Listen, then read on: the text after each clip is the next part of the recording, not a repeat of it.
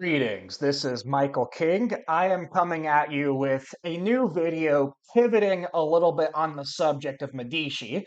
I was planning on doing my next video, the Medici series, and then after that, wrapping it up. Now it's looking like I might have three other Medici videos because I'm starting to do bullet points and I have an idea of how long those videos are going to be. I'm looking at maybe 5 new hours of content. So that'll be better to break up into three different videos instead of just two, because like I'm looking into Lorenzo Medici's Knights from his San Martino Templar order, and that's got to be its own video. And I think I'll do that before I start covering Medici's cryptocurrency cartel, because quite a lot of his knights are involved with cryptocurrency, and like you can find them all partying with people like Brock Pierce who founded Tether, and like yeah, it all looks like it's one club, and Medici is actually one of the shot callers in there. All right.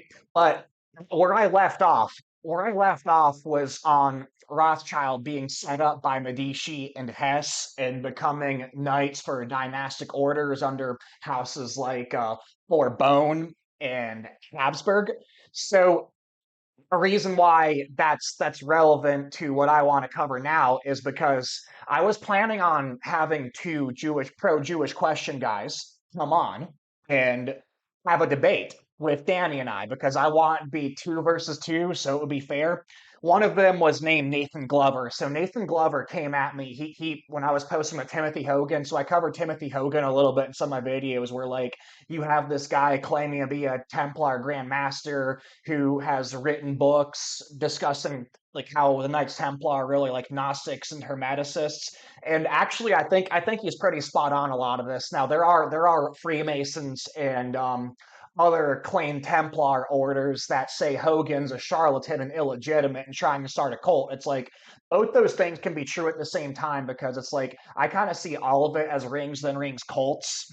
So it's like who's to say what's legitimate and what's not, right? Like that's my take. That's my take as an outsider looking in. But the way I look at him is take what he's saying with a grain of salt. But a lot of his historiography can actually be pretty accurate and stuff that a lot of people aren't covering. But anyways, this Nathan Glover guy was part of those circles, and he claims that like he like helped take down Hogan and stop him from like trying to organize a cult within these Masonic structures.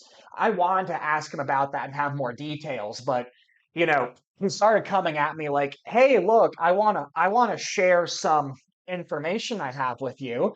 And he had some interesting insights, but he kept pushing the Jewish question. And also, he claims to be like former Jew and had been working for Chabad Lubavitch. And he's like, well, look, I was part of Chabad, so like I know that's the most powerful organization on the planet. I know the Jews don't answer to anyone. So if you want to say that the Jews are working for someone, it's like, well, you're arguing with someone with inside knowledge. I mean, I've heard that claim from so many people. Like rather they're on Twitter or rather they're like former spies. Like, oh look, I'm former KGB. Oh look, I'm former MI6.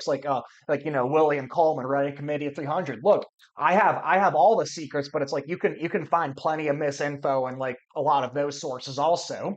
So when I wasn't taking the bait, it's like he was getting more and more aggressive with me, and he started saying, "Oh, look, King. So yeah, there's a possibility that King is a Jewish surname. Are you Jewish? Are you hiding that?" So it's like he we kept getting more and more hostile. So at that point, I was getting tired of it, and I'm like, "Look, you're accusing me of all these logical fallacies, and you're literally using ad hominem. Like, look at your last name."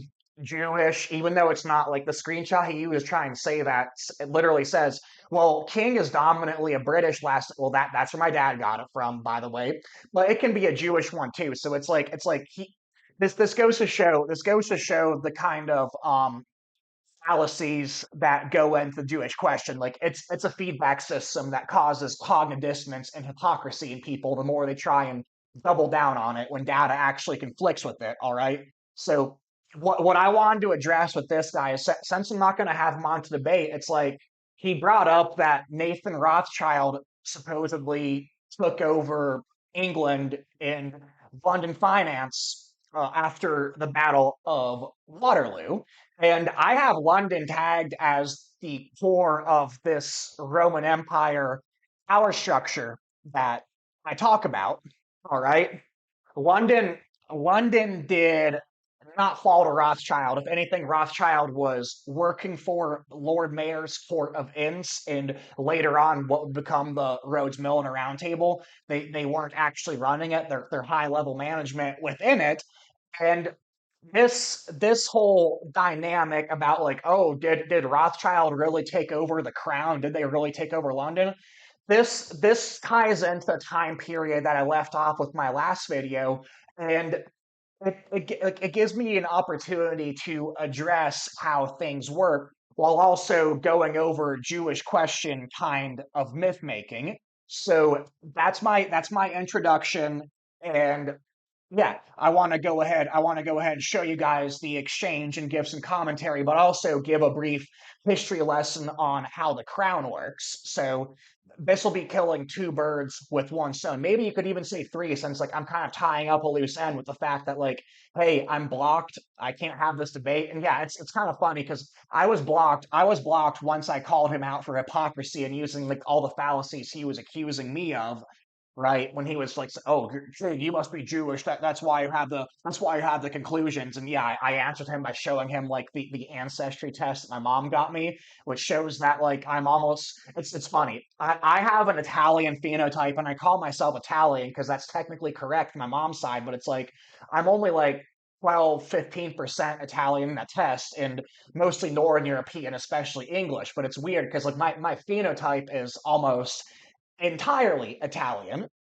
So the subject of the debate that we were planning on was going to be the role of Sabbateanism and Frankism in the power structure, because if you look at the metaphysics of Frankism, what you see is essentially Hermeticism, but they have these new twists like redemption through sin, and it's really subversive of Judean atonement type theology, and they also end up using it to subvert Christian and Muslim theology, pretty much subvert and invert like everything it touches. Like even if you think some of those religions like Judaism, Islam, or if you're not a Christian, Christianity are false, like it's still a subversion in a sense of what those people believe and practice. So you know, I was going to argue that's Hermeticism. He was going to argue that comes from the Talmud, and that's why I wanted to have Danny come on.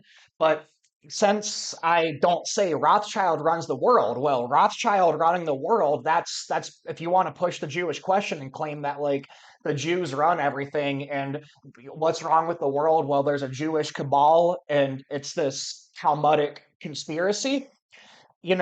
Rothschild becomes the like go-to scapegoat for this.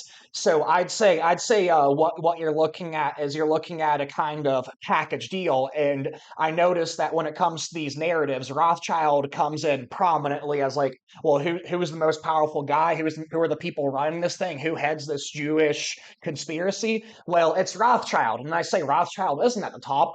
I end up being accused of downplaying Rothschild. So let me say this very clearly. I do not deny Rothschild's power. I actually think they're pretty high up there and at the level of Inner Templars, and what that means. I'll get into that in that analysis. But yeah, so Rothschilds, they were savvy bankers, and they were promoted to the level they were because they were very skilled. It's not like, oh well, we just need Jewish frontmen, so we're gonna prop them up. It's like I do believe they were propped up and supported to a certain extent, but like methodologically and intelligence wise, they were pretty competent. So they maneuvered within established power networks, but they were serving as agents for broader dynastic interests like the crown without ever wielding absolute power or seizing outright control over sovereign entities such as the Bank of England or the City of London. Their role was more about managing liquidity and facilitating deals than dominating like the entire conspiratorial hierarchy or system, like people often say. So, as I covered in my last video, they started out being employed by Catholic figures like Prince William, the Prince William the Ninth of Hesse Castle, of no no Hesse, yeah, Hesse, Kassel. Yeah, I think I pronounced that right. So he was the wealthy prince elector for the Holy Roman Empire. All right. And he acted so then they end up acting as treasurers to the Vatican, with plenty of members actually bearing Knights of Malta crosses, signifying fealty to the crown as beneficiaries of Roman Catholic military orders, rather than being like these independent overlords who just subvert things with their own will to power. That's why I think it's a cartoonish kind of narrative.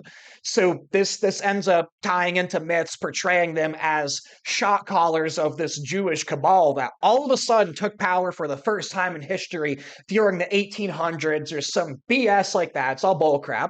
So what refutes this narrative, instead of like these isolated Jewish banker wars, is the integration into pre-existing Catholic and imperial structures where usury and central banking predated their arrival by centuries.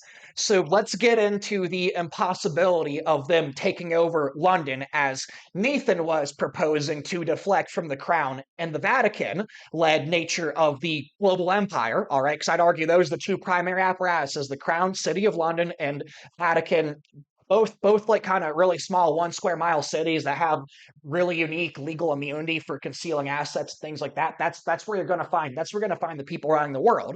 So the accepted account of London's finances and governance, as more detailed with like standard historical sources, portrays them as this regulated, intricate system where power is distributed among various entities.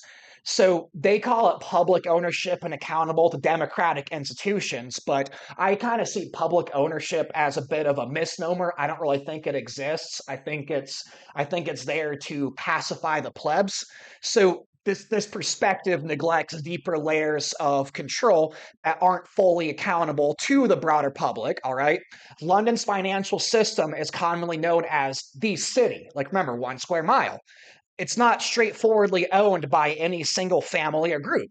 It's a tangled hybrid of ownership and influence involving the middle and inner temples of Lord Mayor of London's key Inns of Court, all right?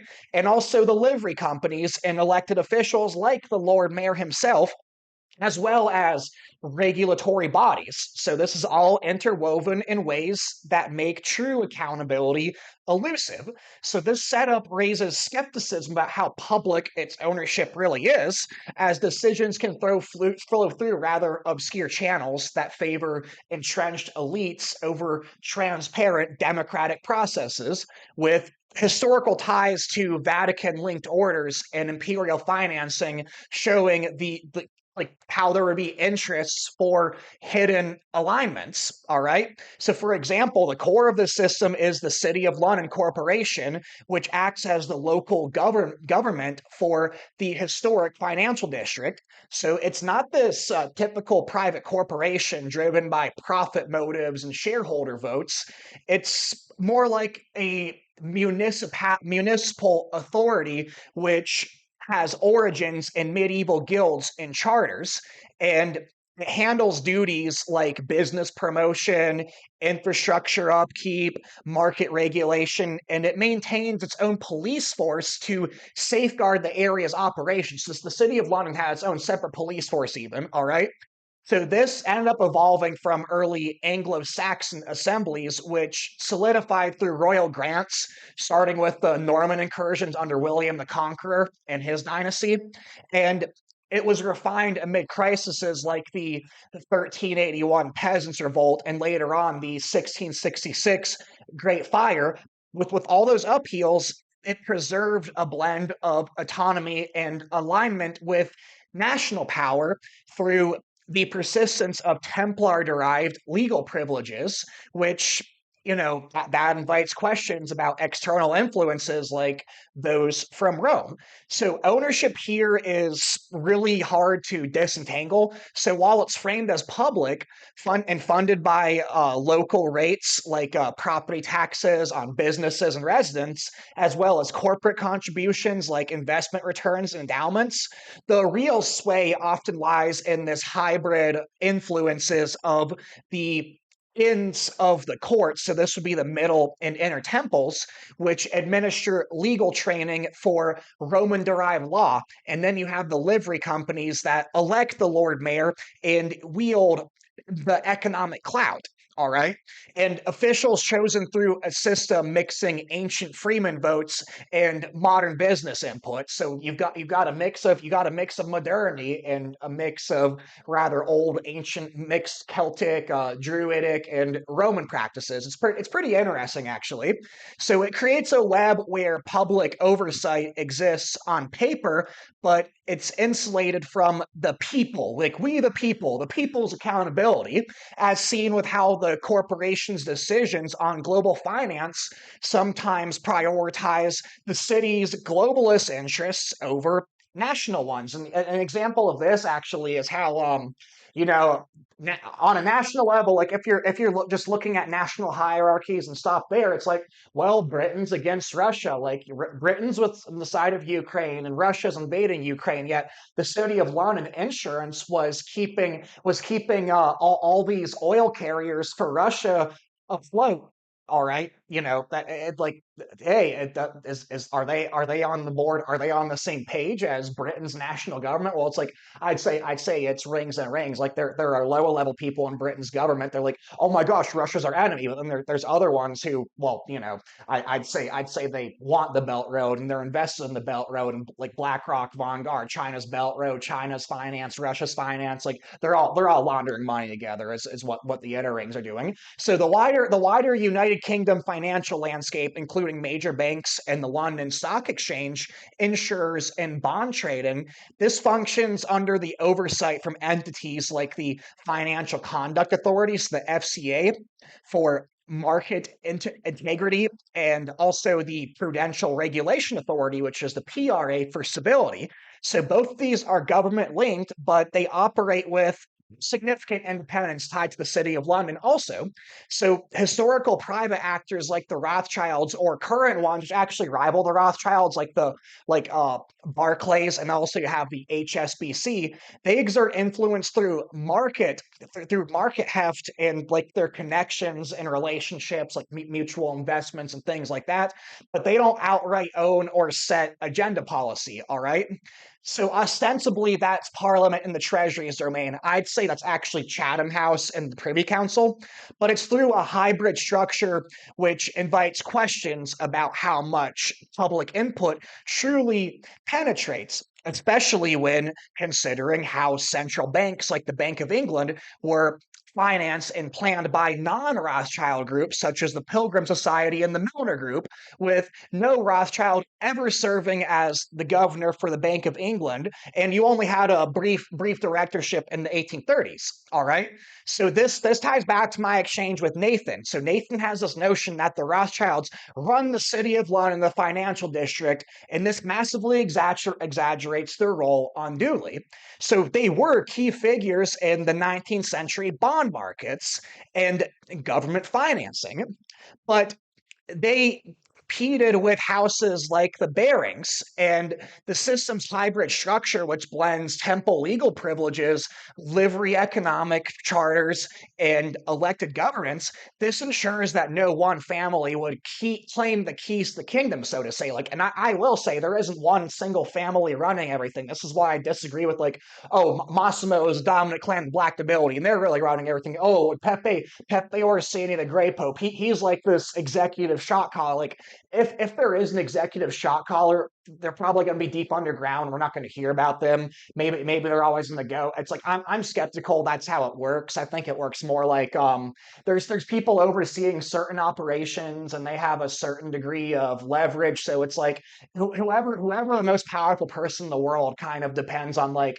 what kind of niche is most needed, and then once that's accomplished, the most powerful person in the world becomes whoever like the rest of the hierarchy is most dependent on. So like, that's a little bit vague, but I don't think it's like, oh my gosh, these families, these certain family runs everything and outranks everyone. Like I think that's kind of like a simplistic reductionistic kind of picture.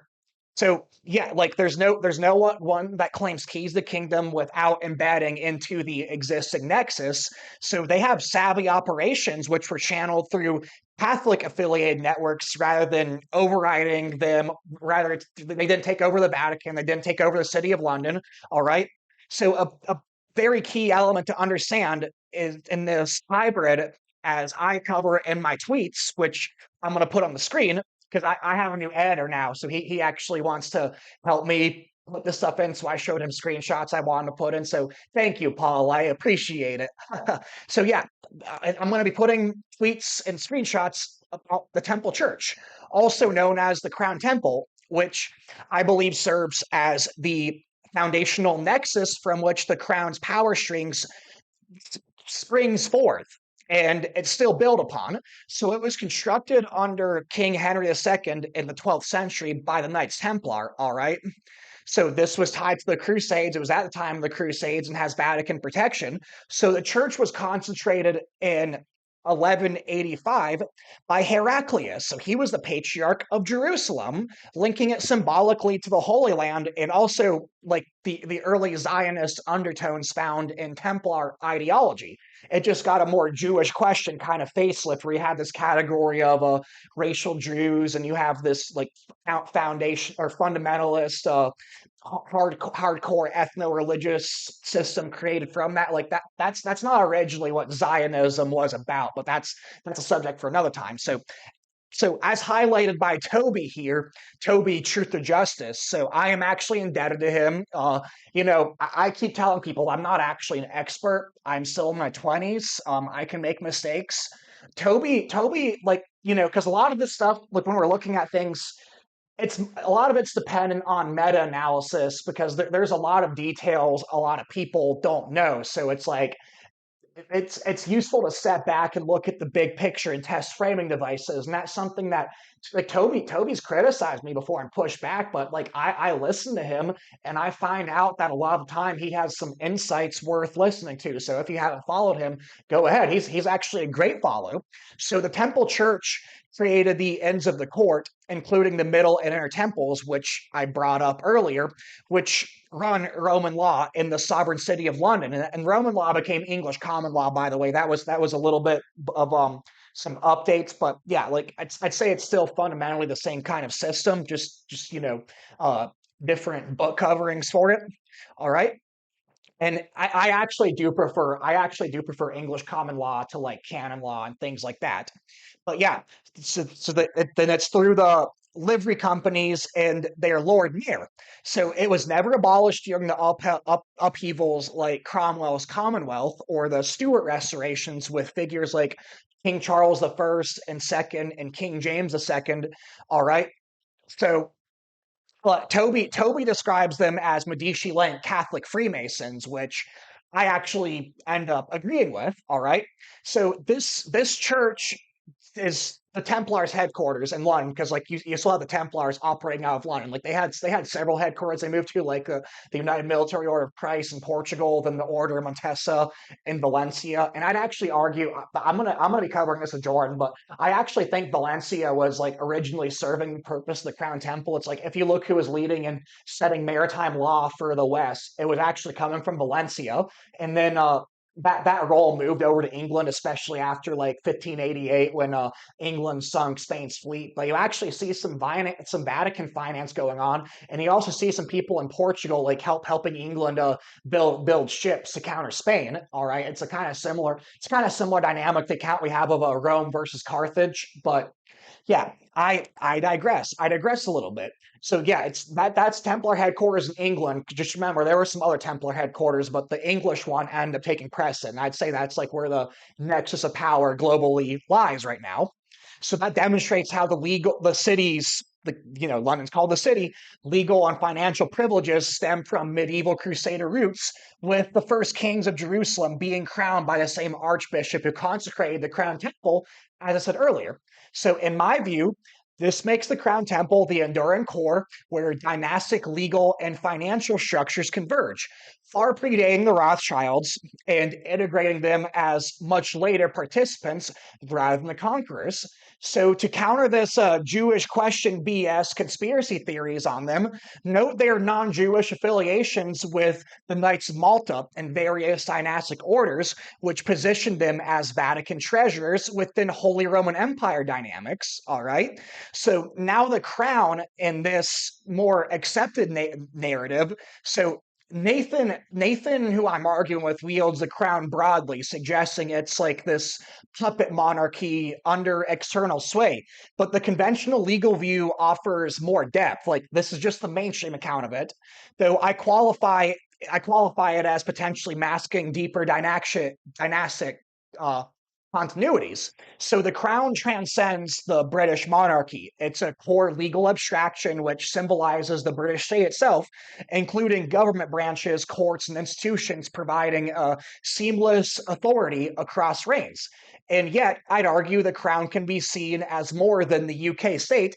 It's dynastic entity with roots in Templar era constructs like the Crown Temple under King Henry II, where privileges were granted to orders serving crusader goals. All right. In the city's context, ties are historic and ceremonial, and I'd say that that's symbolic power, but that actually translates to real power also. Like there are like the ceremonies are in a sense a ritual, and the initiated people buy into that and see legitimacy in it, even if like the people looking at it who like, oh wait, does the monarchy solve a role? Like what's the point of all this pomp and ceremony? Well, like it matters. It matters to the power players. So with charters from the crown, starting with William the Conqueror in 1066. All right, so he afforded it independence and governance, but always under national law and parliamentary check. Though skepticism can arise about how accountable this really is, given all the hybrid influences going over. So, for instance, the monarch's visits involve Lord Mayor of London offering the Pearl Sword as loyalty, but this reciprocity harkens back to medieval times where the city funded the crown for freedoms. All right. The crown owns assets like the royal mint or estates, but the city's finances remain semi autonomous and managed through that same hybrid system. So Nathan's idea that the Windsors are figureheads for hundreds of years, like he says here, bypasses pre-Waterloo curbs on royal power like the Magna Carta in 1215 under Templar-linked barons, and then later on the 1688 Glorious Revolution, which established formal parliamentary dominance. Like, the monarch all of a sudden became puppets with Rothschild. Like BS narrative, BS narrative. It just ignores how things works, makes it cartoon logic. So the city flourishes through this independence rooted in the Crown Temple's foundation. So it's not this post-battle family coup and orchestrated by the Rothschilds, whose involvement in central banking was secondary to earlier systems like the Bank of England in 1694. And yeah, Toby does a good job spelling this out. I'm giving him credit for this. It's like he's giving you reference points that you can also research, but he lists pre-Rothschild municipal banks in Barcelona in 1401, Genoa in 1407, and national ones like Sweden in 1664 and France in 1720, showing they didn't invent or monopolize usury or central banks, but navigated these crown-backed frameworks, these Templar Vatican-backed frameworks. All right. So the crown isn't just this benign state symbol, but it represents an enduring financial and legal structure whose nerve center pulses through London, weaving together historical threads of power that predate and encompass figures like the Rothschild. So, in my proposed view, the crown embodies a sophisticated, multi-layered dynasty, ultimately, not limited by the Windsor family tree, but extends to a network of aristocratic and mercantile and institutional alliances that have shaped global finance, law, and empire for centuries, with the Rothschilds just acting as savvy liquidity managers dependent on the Londonian, Swiss, and Roman oversight, outranked by entities like the Bank of Financial Settlements, co-founded by non-Rothschild figures like Montague Norman and Jamar Sachs, all right, that coordinate central banks without audits. because it's in Switzerland for a reason. So the crown's influence operates through veiled mechanisms such as the Privy Council, which still evades parliamentary scrutiny. And that's one of the reasons why I question like how much this is democratically accountable or accountable to the people, or dynastic orders like the Knights of Malta or Knights of the Garter. And by the way, Knights of the Garter pretty much run the Privy Council. Like oftentimes, Privy Council members are chosen from the Knights of the Garter, serving as umbrellas for beneficiaries of the same overreaching dynasty. So, for instance, I point at Michael de Bourbon. So, he's a cousin of French and Spanish royals, but he sits on the boards of the Pilgrim Society, a group aimed at uniting England and the USA. So, this illustrates how non British nobles advance the crown's interests in formalizing colonial ties to London, because like it's all one big compartmentalized empire and they're trying to erase national distinctions for like United Nations run global government where like formalities of nation state don't become relevant anymore, so they can just get away with being a complete cartel. So when it comes to where other countries end up taking their policy, it ends up going over into Chatham House. So Chatham House it pretty much came from the Rhodes Milner Roundtable, right? Like the Rhodes Milner Roundtable came from Cecil Rhodes and Alfred Milner, and actually did have Rothschild involved in one of the four founding members in this. So it's like Rothschild can still be pretty high up there and like have some input in this, but it's like they're not the shot caller. And I think out of all four of those people, Lord Alfred Milner actually ended up being the most powerful one. But essentially, they wanted to create colonial satellites all over the world to where, like, because they kind of knew that the British Empire wouldn't always have like this military and navy that could steamroll over other countries. And I also think they kind of knew that the America would sort of become the dominant formal military financial empire, because like in a sense it is still the United States, and that's why like the American military and the CIA and things like that end up playing such an important role in geopolitics. But yeah, like I'm just going to go over this briefly because, like, Council on Foreign Relations, how it relates to Chatham House, so like Chatham House ends up setting the policy, and Council on Foreign Relations and State Department end up implementing it. And they also meet, so like rather it's a Council on Foreign Relations, or you have China's CPIFA, you have Russia's RIAC, you have Iran's SCFR, you have Israel's ICFR, you have Japanese Institute of International Affairs. Like, notice how they're all named after Council on Foreign Relations or some kind of like international affairs unit. They kind of like it's not like the London or the Crown or these military orders are going like, well, we're gonna micromanage and dictate all the policy for these countries. It's like these sub roundtable groups set up by the Rhodes Milner one is where like people tied to those nations can sort of like look at where a nation's at. Let's look at what the overall hierarchy needs, and they end up coordinating through Chatham House and taking their orders through either dynastic figures through shells like military and dynastic orders, or outright through entities like Chatham House and the Privy Council, which still answer to the same dynasty and are shells for the same dynasty, because like the crown ultimately is the dynasty, as I'd argue. But since Council on Foreign Relations is easy to approve, like so anyone who's familiar with like Tragedy Hope 1 and 1, or if you've watched videos from people like Jay Dyer, it's not that hard to prove how the Council on Foreign Relations fits into all this. But here I'm going to read from something. I'm going to put this on the screen. So this is the Russian International Affairs Council. All right. So it held a meeting on low carbon development strategies of Russia and Armenia. So the event was held under Chatham House rule. The discussion focused on possibilities of energy transition in Russia and Armenia, the impact of the European Green Deal on the economies of these two countries, and the creation of mechanisms for greenhouse gas accounted for consensual for all parties involved, including other issues. All right. Isn't that interesting? Isn't that interesting? So blah blah blah blah blah blah blah blah blah.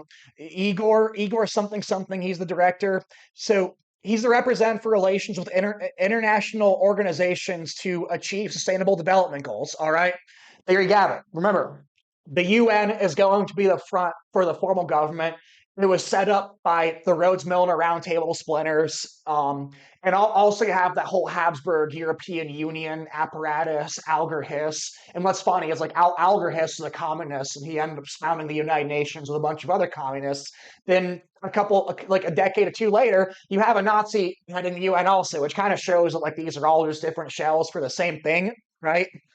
But yeah, like notice how like even Russia's on board sustainable development. That's because like all these inner rings are getting to externalize with the United Nations openly running things. And you can say in a sense the United Nations already is running things. Okay. But I just wanted to give contemporary examples. So back to history. Central to this account of history that I'm giving you guys and how things work now is the livery system. So the livery system is a medieval guild framework that evolved into financial and legal instruments, which chartered the progenitors for the modern corporate world and granted the city of London its unique privileges that it enjoys right now. So this is all under the crown's ultimate sanction. So my tweets end up have delved into liveries like the Mercer's Company, which originated in the mid 1100s as a Masonic fraternity for Templar adjacent merchants under King Henry II. So they negotiated the Magna Carta and they produced the first Lord Mayor of London. By the way, guys, I'm just going to say like not everything that comes from these guys is bad either. It's like just because they're Templars and there might be some conspiratorial elements involved, it doesn't mean everything these people do is bad. So it's like accelerationists want conspiracy theorists to like look at, oh my gosh, a conspiracy was involved with this, conspiracy was involved with this, it's still illegitimate, let's all throw it out. Like no, like that's accelerationism that ends up serving these people's interests. So it's like you don't want to go there, you don't want to throw out the baby with the bathwater. So these liveries weren't just trade associations, they wielded charters from the crown that conferred monopolies, legal immunities, and economic dominance, as seen with the British East India Company, which was chartered in 1600 by Queen Elizabeth through these livery influences. So the British East India Company, it's often called the world's first municipal corporation, and it exemplified how liveries bridge dynastic power with global commerce by granting royal privileges to trade and governing territories and raising armies and even overseeing the coinage of money in places like India and Africa. So it amassed fortunes while expanding the crown's empire.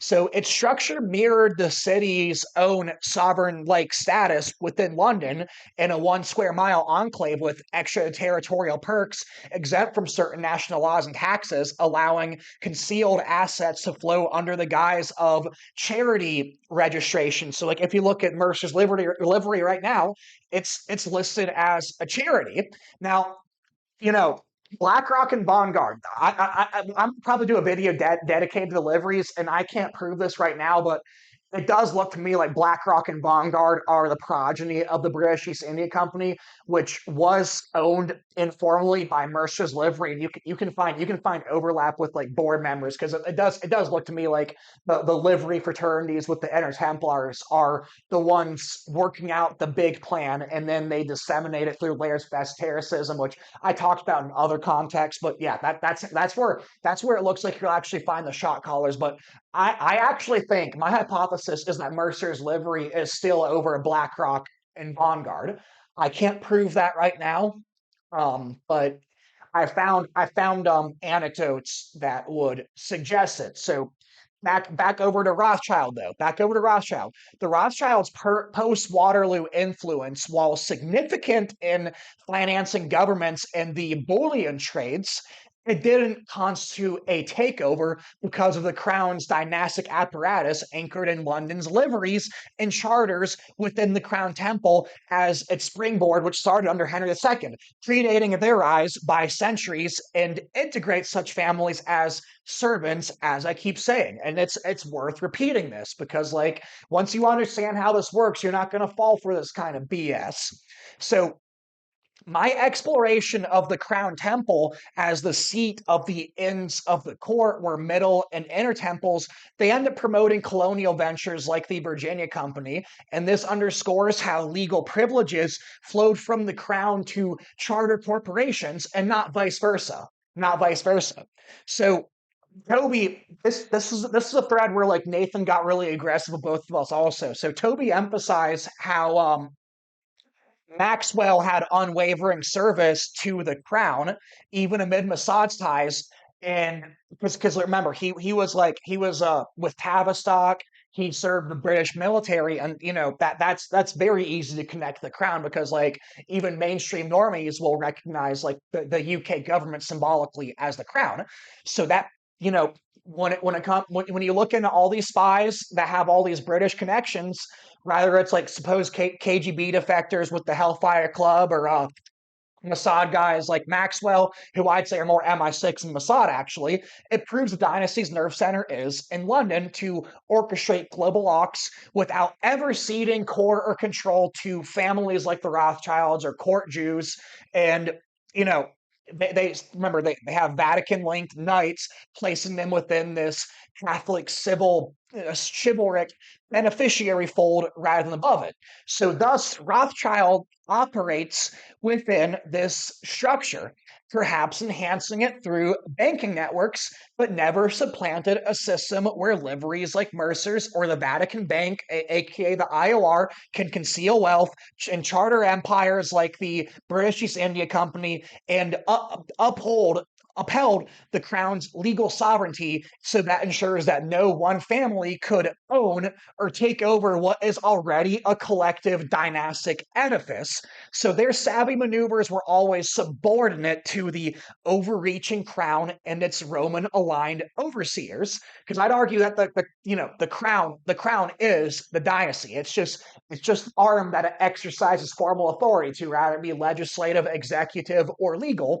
That all ultimately goes back to the crown. Now there might be informal things going on, but ultimately it's going to be the same dynasty that the crown represents, rather they're in Rome, rather in Valencia, and overall London definitely seems to be like where the most power is concentrated. I used to think it might be Rome or Valencia. I'm now thinking it's absolutely London. Maybe there's more. I can't prove it. As far as I can prove, London is the very top. London's the top. All right. So now if you look at the screen, you can see my exchange with Nathan. All right. So he pushes this idea that Nathan Rothschild spread false rumors of a British defeat at Waterloo in 1815 to crash the stock market, to buy up bonds cheaply, and essentially seize control of London's finances. So he frames it as the Rothschilds crash the stock market and they buy everything at pennies a dollar. All right. And this leads them to running the city of London and reducing the crown to figureheads. All right. But let's examine this step by step within the broader framing of the crown as an enduring dynastic financial and legal structure. So it's anchored in London's hybrid governments, all right, and the crown temple nexus. Because when you look closely, Nathan's narrative relies on a series of logical missteps that don't hold up to scrutiny, and they also ignore how savvy agents like the Rothschild operated as integrated facilitators rather than autonomous overlords, supplanting this centuries old system where they all of a sudden took over for the first time ever, which is a bunch of bullcrap. Doesn't happen like that. All right. So right from the start, Nathan's argument hinges on an appeal to common knowledge, where he says, this is common history. Everyone knows this, right? So because he's accusing me of fallacy, so I just want to point this out because and then he's like, whenever I point that out, he's like, oh, you're projecting. Like, no, you know, I didn't even call him out in all this, but like, I want to address this in the video because it also relates to like a lot of other things. So, like I said, killing three birds with one stone. All right, so that's everyone does that. Everyone knows that. That's common knowledge fallacy. He calls it a well-known story in mainstream acknowledged history, so it implies that because it's repeated in books or films or online discussions, hey, it must be true because a lot of people are saying it. So that's a classical bandwagon fallacy. where popularity substitutes evidence, all right? But repetition doesn't mean make something factual, especially when the crown's dynastic web with its livery charters and Templar-derived privileges originating under Henry II predates and contextualizes any post-Waterloo maneuvers as extensions of existing power rather than this radical takeover, all right? So, more critically, the story that Nathan Rothschild crashed the stock market through falsified reports of England's defeat actually originates from highly dubious sources that echo patterns of historical forgeries to stir up the Jewish question and also promote the Zionism. And I might add, I made a video about this, but not everyone's going to watch all my videos. So, Jewish question guys like Nathan actually promote Zionism by circulating this BS, and it leads to environments where Jews are seen as a bad guy. So, like, your typical Jews end up getting scapegoated, and you have an increased psyop Jewish shootings and stuff where it's like, yeah, you might have Jewish victims, but I'd say these are orchestrated by intelligence and then fed into an increasingly toxic environment where you have discourse collapsing, and then it actually does become a less safe place for Jews. And then, well, hey, let's go to this Jewish homeland over in Israel, like that absolutely serves Zionist interests. And I mean, maybe I can make a video on Zion, like, hey, doesn't that serve Jewish interests? Like, why would non-Jews want that? That I can cover that in another video, but I have covered it. I have covered it on my Twitter before. But ultimately, I'd say it's dialectics aimed at creating a revived Latin Kingdom of Jerusalem. Now, depending on how you look at biblical prophecy, that's probably not going to work. And you can argue that, like, actually the Jews, the Israelis, or whatever you want to say, depending on how you look at it, might come out on top. But how you look at ethnicity and how you interpret the Abrahamic promises and things like that. And you know, I.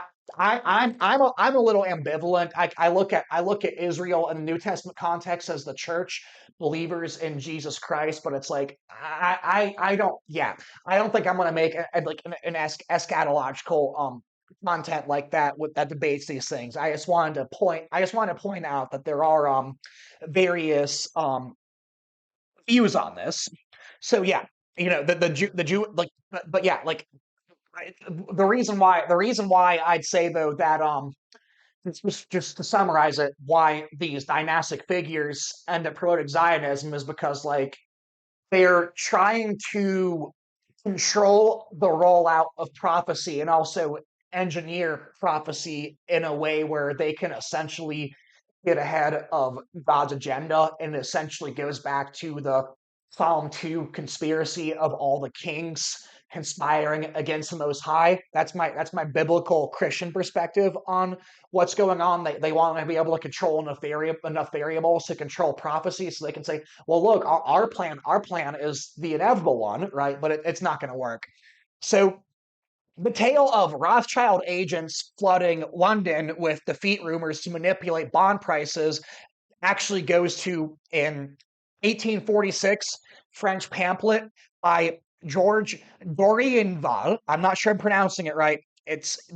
I'll put a screenshot of it on there. So he's writing as Satan. So he's writing as Satan, which fabricated a massive 20 million euro profits, and even placed Nathan Rothschild at the battlefield of Waterloo, which he wasn't. So it's like, it's full of verifiably, like, false historic claims, right?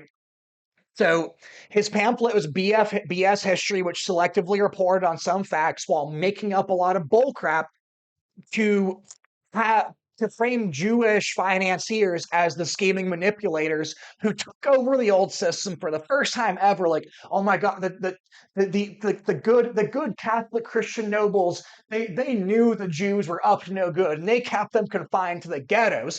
But the Jews wanted to get their vengeance on Rome and London, so they took it over, and now they're running the world, and that's why we have mass migration. It's BS narrative. It sounds plausible if, like, you believe some of these forgeries, and you don't account for variables that disprove that kind of hypothesis. But once you lift up the hood and start looking at more details, it's bullcrap.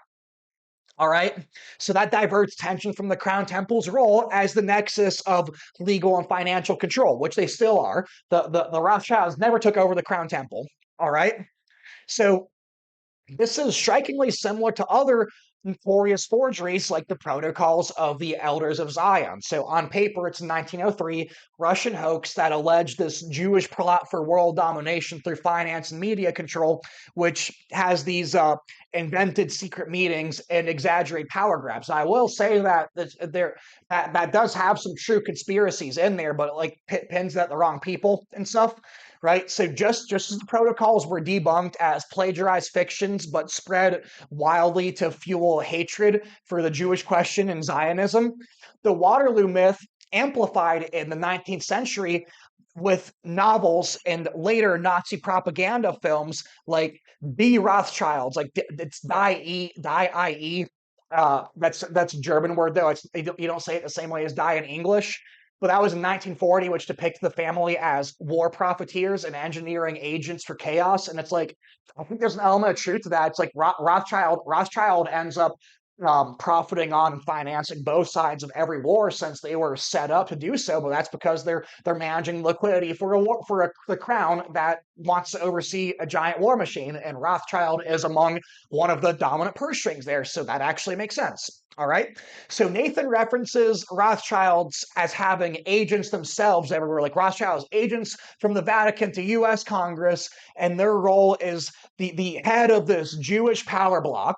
And this comes back to forged, made up narratives, which end up blending vague, big picture conspiracies without concrete proof, while overlooking how such agents align with the crown's dynastic extensions through Knights of Malta and dynastic orders affiliations and Vatican treasuryship, all right?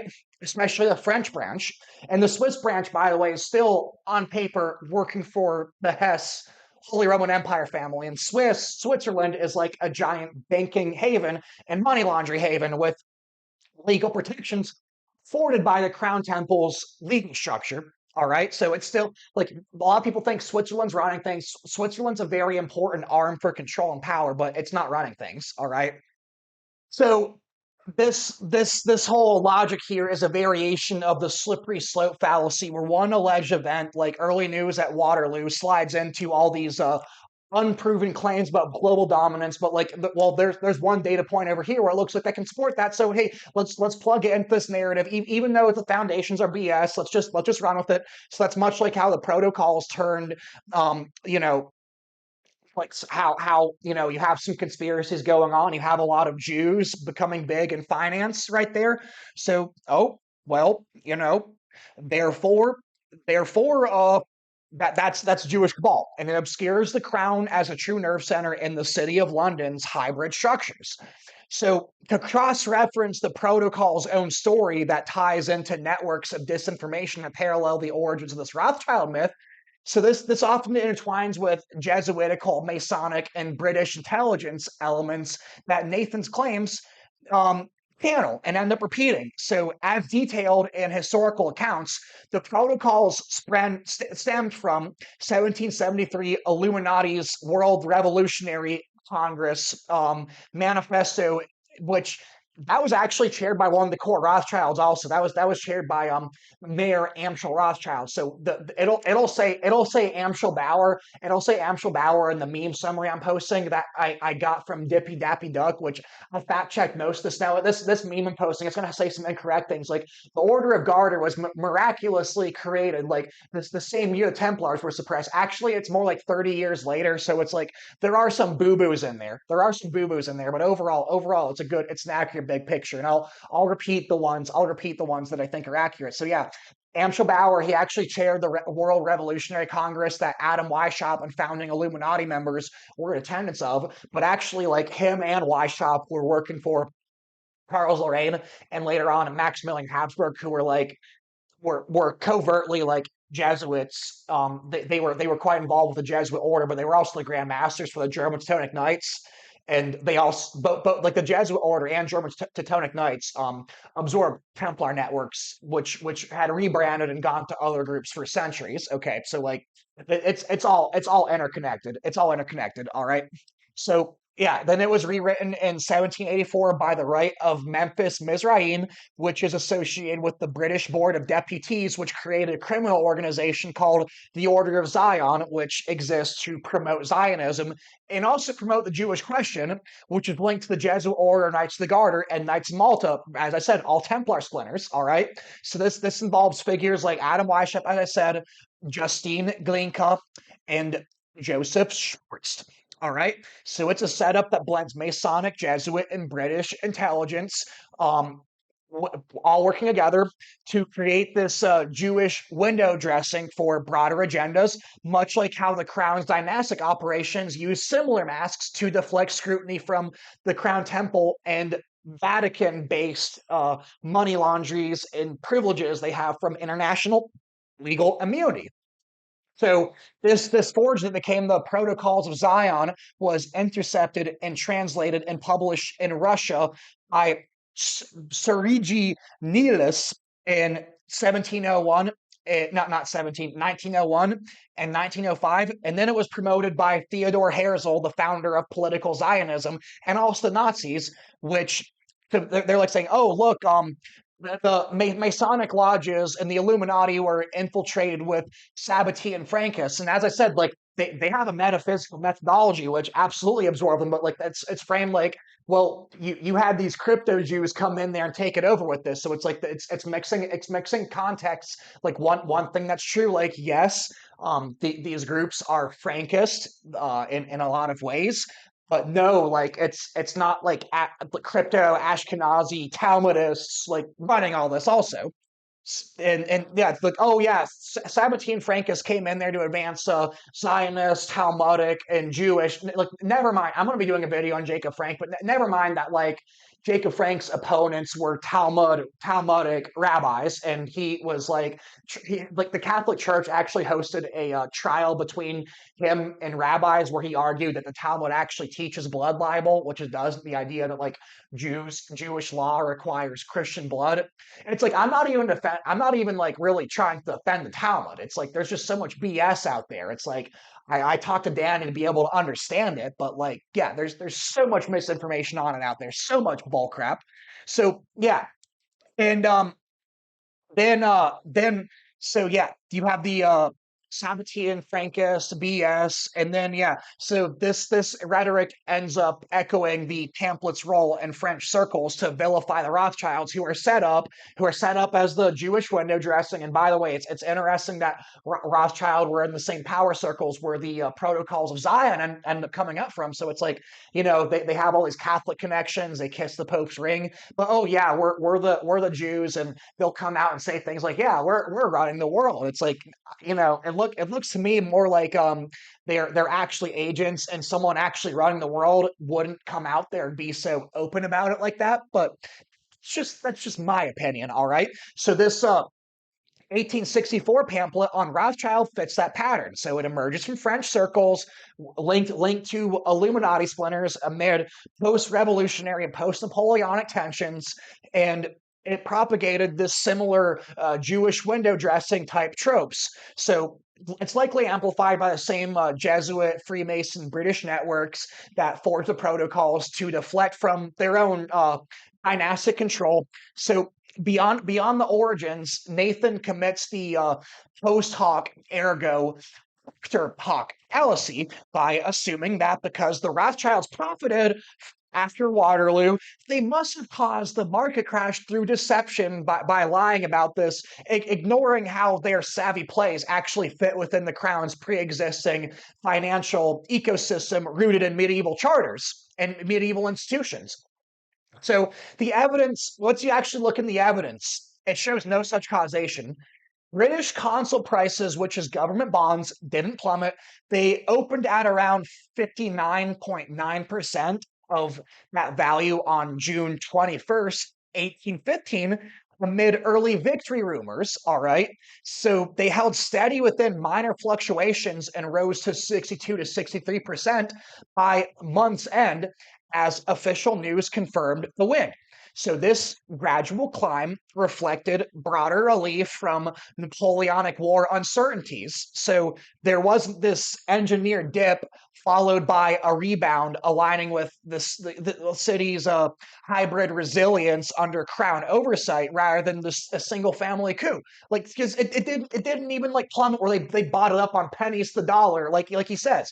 So Nathan's claim ignores this timeline, committing confirmation bias by cherry picking anecdotes like market lowering upon the news of Waterloo being lost, while disregarding comprehensive stock exchange records on the Rothschilds' own family ledgers. I actually posted that in my reply to him, that document no aggressive selling or rumor campaigns, which would contradict their role as agents embedded in dynastic networks. So, as the thread progressive, Nathan shifts to the Rothschilds' 1825 gold loans to the Bank of England during a liquidity crisis, arguing that this rescue equates to control. Like, oh, they crashed the market so they could come in and rescue it, even though that crash didn't even happen. It's made up, but here they have the Bank of England. But this overlooks how such transactions serve the crown's stability without altering its temple anchored governance. So here he employs a false analogy fallacy. So he compares it to a home mortgage where the lender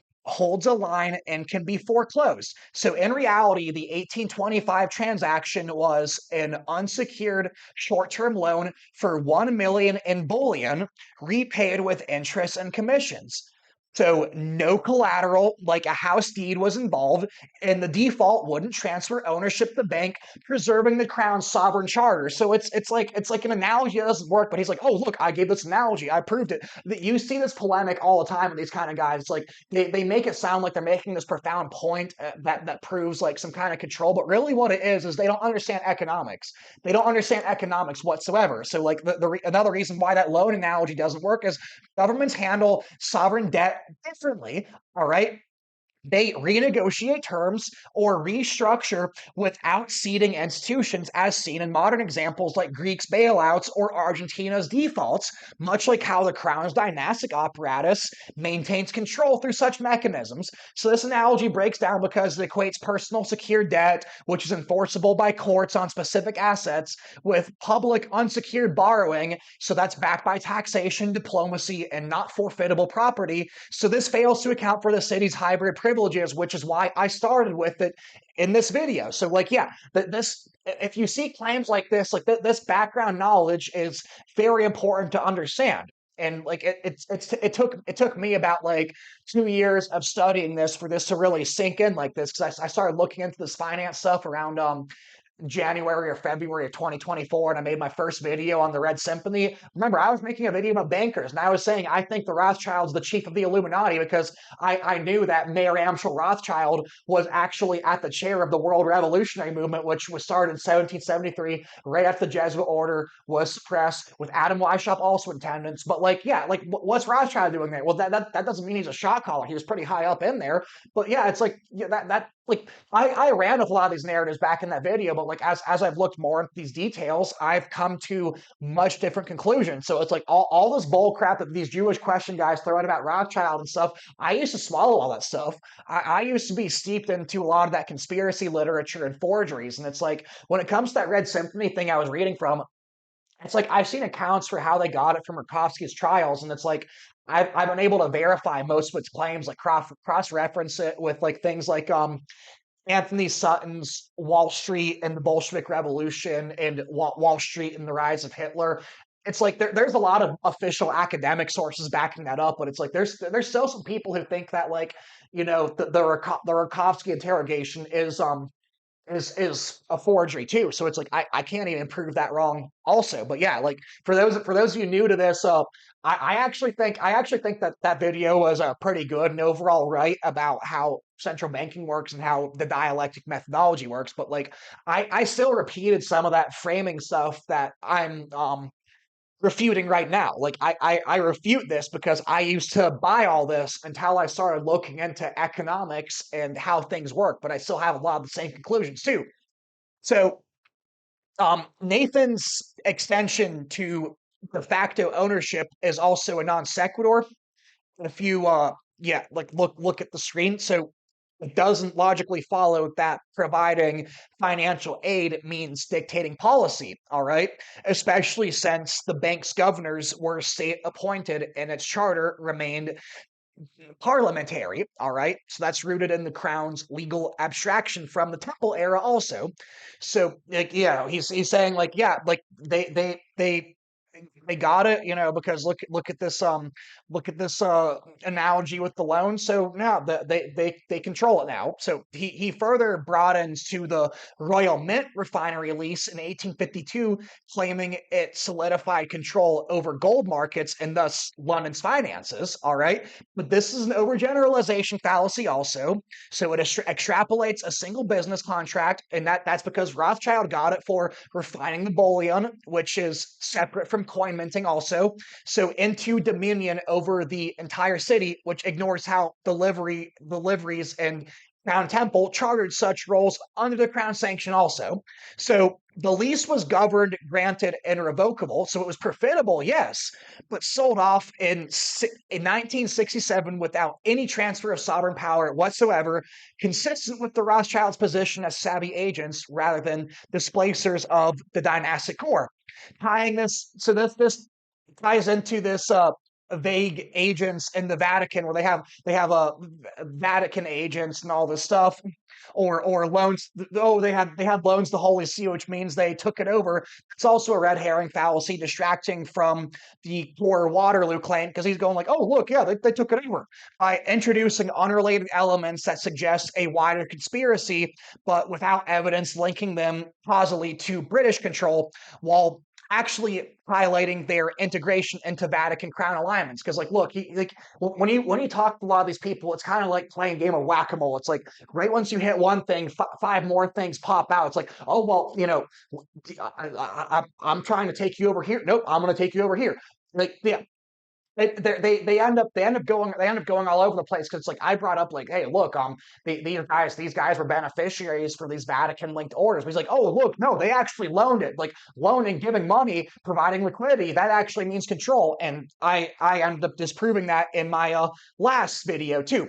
So throughout this, Nathan accuses me of strawmanning, like when he says I implied the Rothschilds were poor paupers, but that's the true locate fallacy. All right. So that deflects. So he's deflecting from me pointing out that like, hey, like you're making category errors by equating profit with control, all right, or management with control with one of these roles. So he's trying to make it so my position is something different than what I'm actually saying, to make it easier to tear down without actually addressing the distinction that I repeatedly make, that profits from information advantages like couriers delivering early victory news, which isn't the same as fraudulent manipulation within the crown's framework. All right. So it's like I don't see evidence that they falsified reports, but I do see evidence that they were connected to a spy network and were able to make profit from that. Like that absolutely happens. So I never actually denied their wealth doubling from around 1 million by 1816 to their influence as underwriters. So I pointed out that it was offset by war-related losses and didn't equate to taking over, as their savvy was channeled through the city's hybrid system. All right. So this is where he commits the goalpost moving fallacy of equivocation, pivoting from the crash market via fake news to, oh yeah, see, they profited massively, as if they're interchangeable. When the Global Capital article he cited here actually describes the natural price rises from real information that weren't deceit. So it's like this kind of source he actually shared with me doesn't actually support that. Kind of similar to what people who support the Khazarian mafia narrative, like, oh look, DNA tests prove that Ashkenazis are Khazarians, but then once you actually click on the DNA tests, which I don't even have complete trust in it, it's bullcrap. Like all these guys do the same thing. So yeah, so with that, the fact that they didn't actually crash the market with fake news, and that article he sent ends up actually supporting that fits with the Rothschilds' roles as embedded agents. So speaking of that article, Nathan's use of it is a hasty generalization, pulling a quote about gilt profits, GILT, that's pretty much the same as bonds, to claim ownership of the market and price setting. But gilts, which are UK government bonds named for their gilt edge paper, offering fixed interest rates like 3% annullities, were traded in a competitive environment driven by a combination of supply and demand, but also managed by central bank policy. Because, like, you have to have a level of capitalism to be able to have like the kind of wealth that Western countries build. It's not all completely managed top down, but the central banks are there to extract wealth from the public and also like nudge things, but it's not monopolized by one family under the crown's overreaching structure. All right. So then you have competitors like the Baring brothers who existed, and there's no records that shows Rothschilds unilaterally setting prices. It's all speculation, which is BS. And that it reinforces their position as facilitators within the dynastic web rather than as conquerors. So, on a broader note, some of Nathan's tangents, like Rothschild's ties to the Vatican or inventing central banks, could be read as just echoing these BS narratives that serve certain agendas. And it aligns with these disinformation patterns linked to British intelligence and historical ops, like all these anti Bolshevik forgeries that came after World War One, or Vatican related forgeries, which parallels this Jewish power, puts on Jewish window dressings and things like the protocols, which obscure people actually running things. So his mention of the crown serves the Rothschilds flips traditional power structures, but ignores how the crown legally represents the state, including institutions like the Bank of England, which was founded in 1964. All right, and it became nationalized in 1946, right after World War II.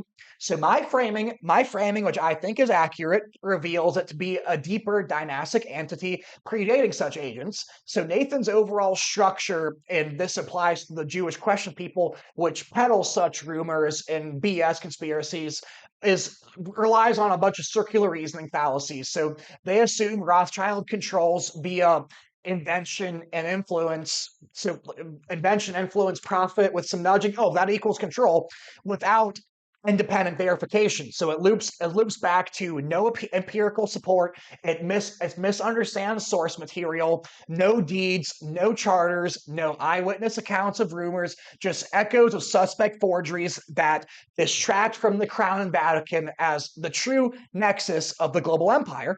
So the Rothschilds family success here was through savvy finance, as I said, such as they did subsidize Wellington's armies, and they made money off that, and that aligned with their role as integrated players in the crown system. So the bank's ostensible public governments, all right, the city's independent corporation status with elected officials and parliamentary oversight, and market data all align against the takeover, underscoring how the hybrid resilience rooted in temple and livery foundations. All right.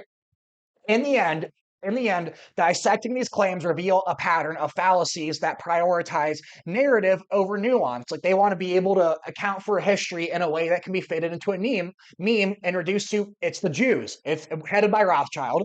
From bandwagon appeals to false analogies to non sequiturs and red herrings, they build a compelling story but falter on facts, failing to account for how the crown, a dynastic embodiment centered in London, incorporates agents like the Rothschilds without yielding its core. The crown isn't just a monarchy, it's the state's embodiment with deeper Templar Vatican origins, and London's finances operate through regulated competitive systems interwoven with historic privileges, not overtaken by hidden hands post Waterloo.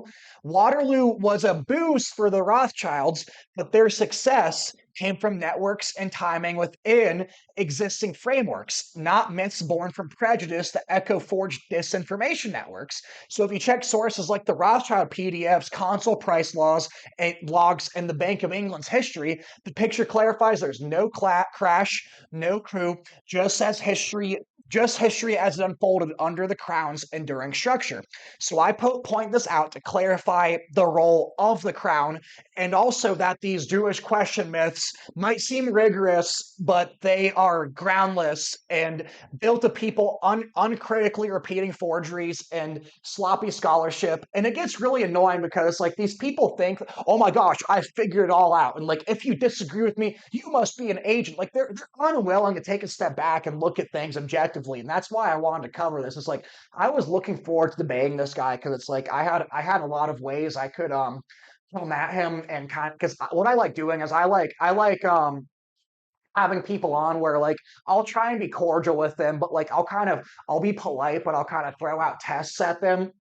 But the tests are ways to see how they respond to things. So it's like if they're disingenuous or baiting or using fallacies, it ends up coming out and they're able to show their hand. So it's like I don't even have to point out those dynamics. It's like you guys who are looking at it can just see how that works and like avoid thinking that way yourselves because I assume a lot of people watching me are critical thinkers and especially if you make it this long in the video. But yeah, next one, I originally had this planned to be one video where it was going to be responding to critics, but when I was doing this script, I realized that like I'd probably be going on for like 3 or 4 hours if I did both of these. So what I like doing is I like breaking down what I do into bullet points where like I'll be partly reading from something, but then I'll go off and fill in the gaps, right?